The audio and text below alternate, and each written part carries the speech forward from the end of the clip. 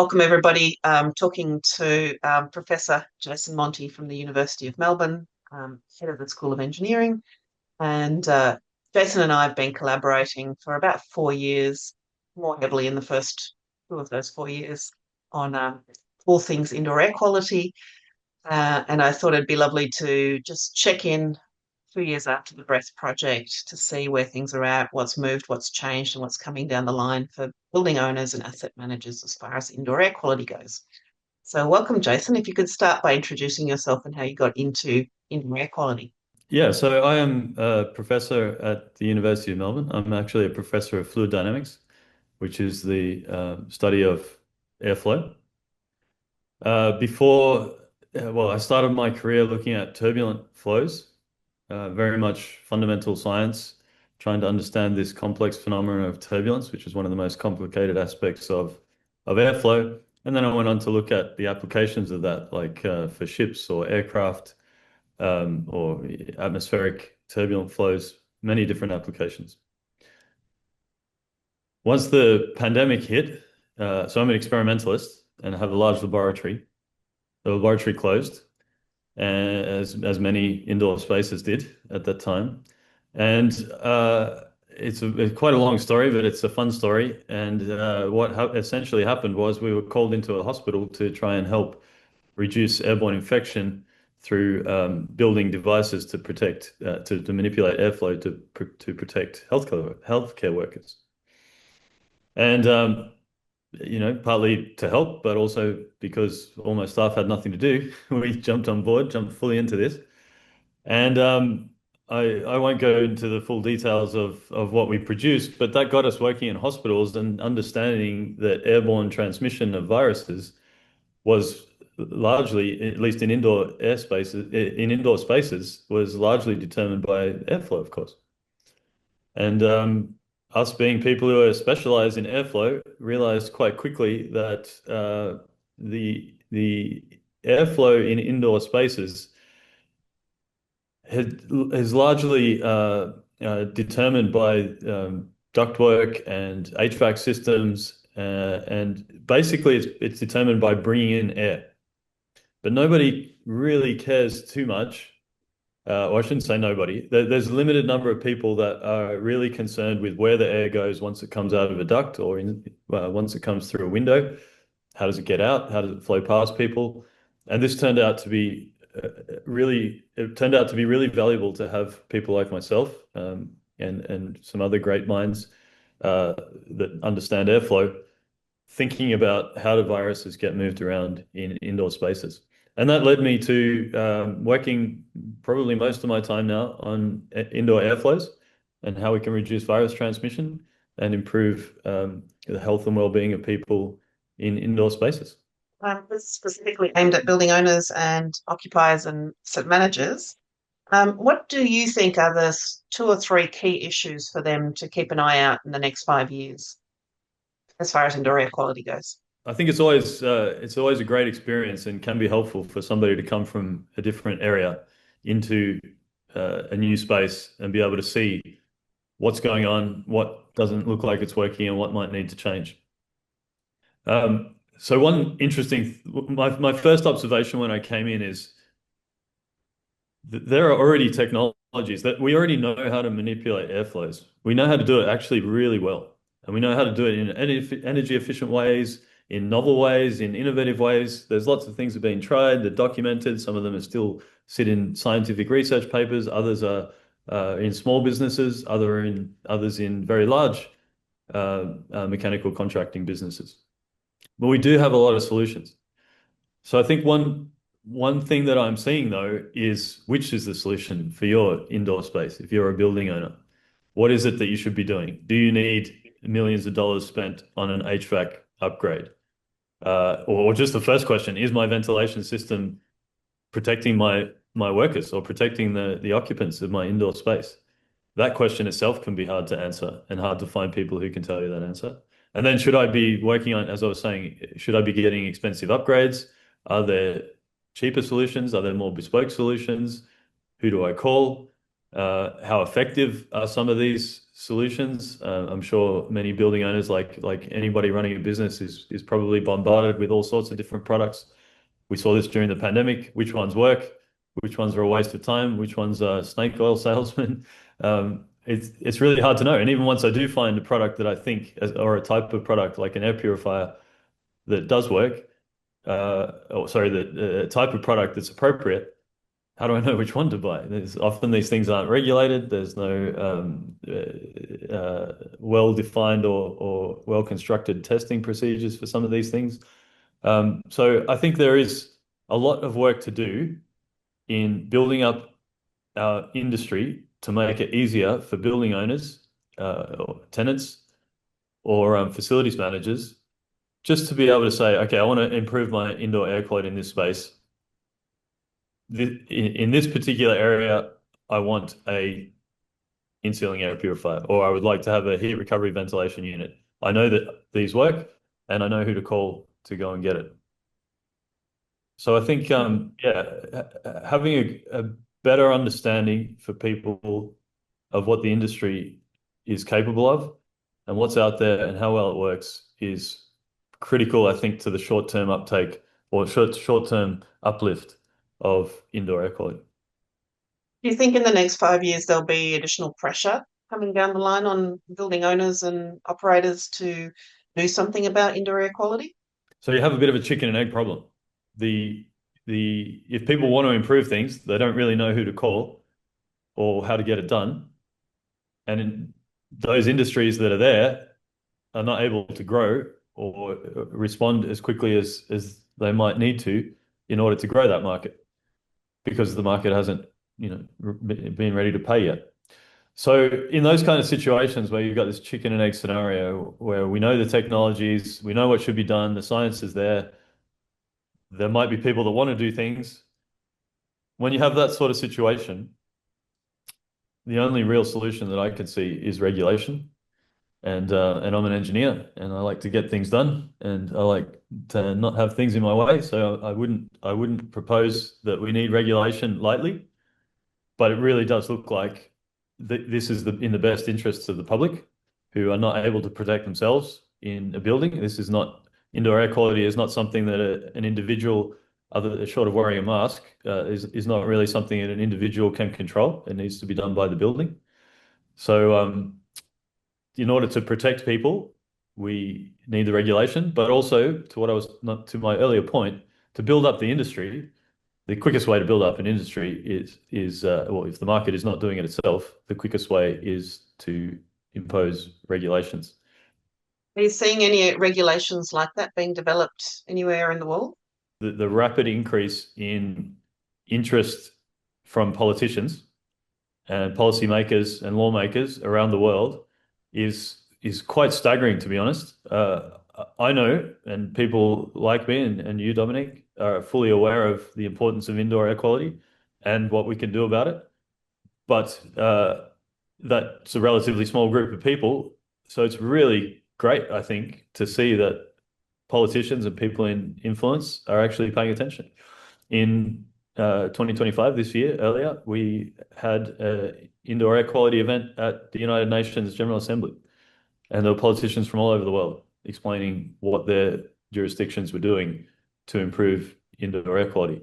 And that was quite a big event, I think, but it's only one, and there's many other events. We've had many events in Australia. There was a White House summit a couple of years ago on indoor air quality. There are things happening all over the world. To get specific, I know in Taiwan, in the Ministry of Environment there, they have instituted indoor air quality regulations for quite some time, actually. So the regulations there are not mandating changes for indoor air quality, but having reporting requirements for the status of their indoor air, so that the various settings are required to monitor and report on the state of the indoor air in their buildings, which has led, of course, to upgrades, and the government provides advice on how to upgrade. And they've done it in a really great way, I think. It's actually been going for quite some time. I think this was started in 2011. the idea was started in 2011, and I think it began in 2017, where they rolled out to settings in a phased way. So they began with buildings that were were relatively easy. They decided were relatively easy. And these were smaller community type settings like libraries and community health and schools. And then the phase two was getting a bit more ambitious and looking at health, the health system, so hospitals, larger sports facilities and arts centers and bigger theaters. And so they recognize that maybe the best way to go is rather than trying to tackle everything at once and introducing a regulation for the entire city, that they would start with something easier and then progressively build up. And that's, I think, worked really well. It's a really good blueprint, I think, for others. If we could have a rating system that rewarded businesses or indoor spaces for for having good indoor air quality, obviously that could be a very good way forward, as has worked very well for energy.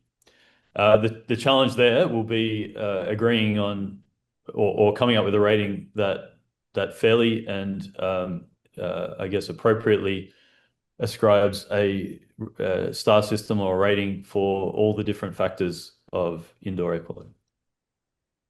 Yeah, and for neighbours, it's actually indoor environment quality, which is so much broader than just the air, because it includes views and daylight and so forth. So, yeah, working on what that looks like as a star rating. But I could imagine, like Taiwan, if you're starting to collect data through reporting, even if it's not disclosed, then you start building the database that will lead you to that rating. So I can see how that's really positive.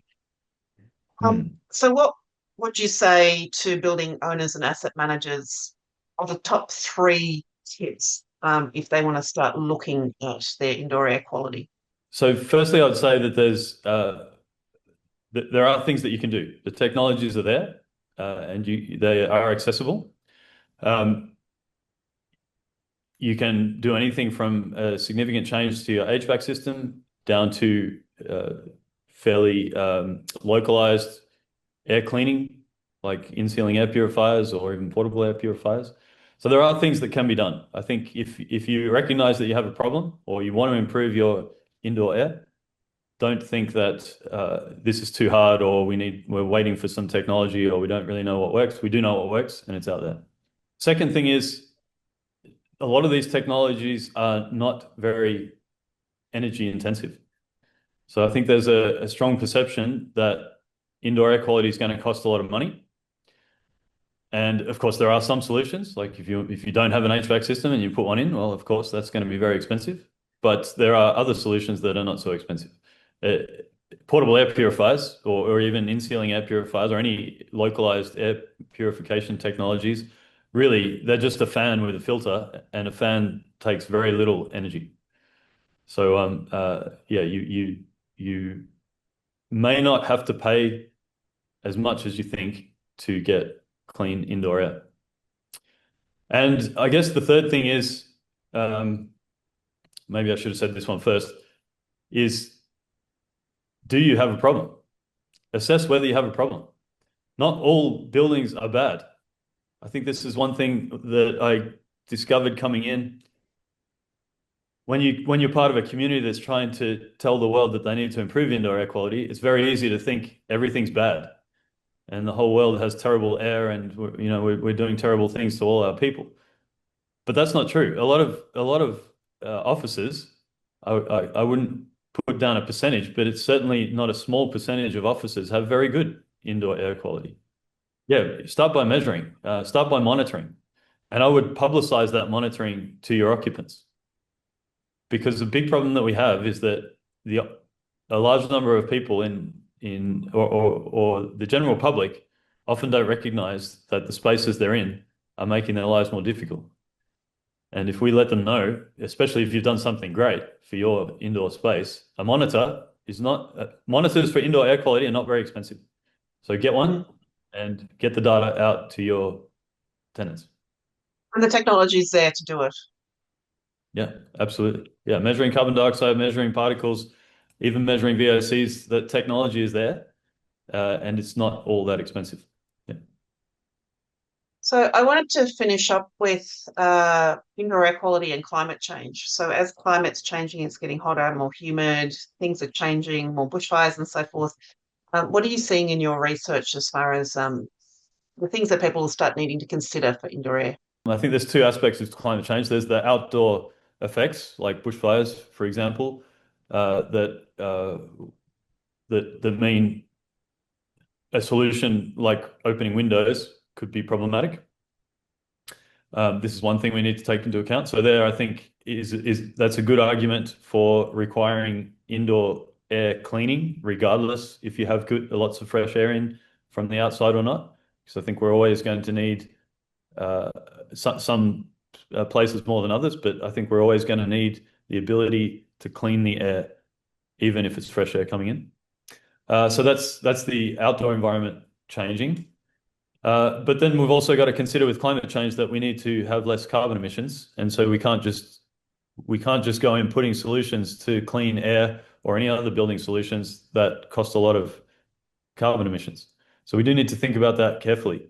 So I do think one area of research that we should continue, and something that we did in Breath, you and I, Dominic, was to look at the energy consumption of anything that you're putting in and make that clear to people that this is what it's going to cost or potentially save in addition to cleaning the air. Yeah, yeah. And just to explain to everyone what Breath was. Breath was a project that we did with the City of Melbourne where we took a 1970s style building and we installed several technologies and tested how well they've worked for infection control, how well they worked as far as energy consumption, the cost per square meter to install it, and then the cost to run it, maintain it, and so forth. And we looked at displacement retrofitted in. We looked at in ceiling filtration, and we looked at opening windows, and we looked at task based, so in desk filtration. And we Mm. compared those four, and it were very interesting results from that, and very interesting lessons. So Yeah. thank you so much for your time. Just a really quick update to everyone on where indoor air quality is going. After we completed that breath project, it really opened my eyes to the need for demonstrating solutions to particularly to the public, but also demonstrating to government and industry. So that's been the focus of my work since. We do have a large project happening with the Victorian government, and I think a deserved shout out to the Victorian government for leading in this space. There's a $10 million project to essentially expand the Breath project, which was to demonstrate that at scale, you can introduce indoor air quality solutions across schools, across offices, across childcare centres, community health. And I think those demonstrations will help to show people that these solutions to improve indoor air quality are out there. They're not necessarily too expensive, and they're not going to use too much energy. So it's a very exciting space. I think we're looking forward to a future. I don't know how long it will be, but I think in certainly not too distant future, we will have much cleaner air in indoor air spaces, and it'll be a lot like clean water. We will just expect to go into a space and know that the air inside that space has been cleaned. Wonderful. Thank you. Thank you for your time. Okay. Thank you, Dominic. It was a pleasure.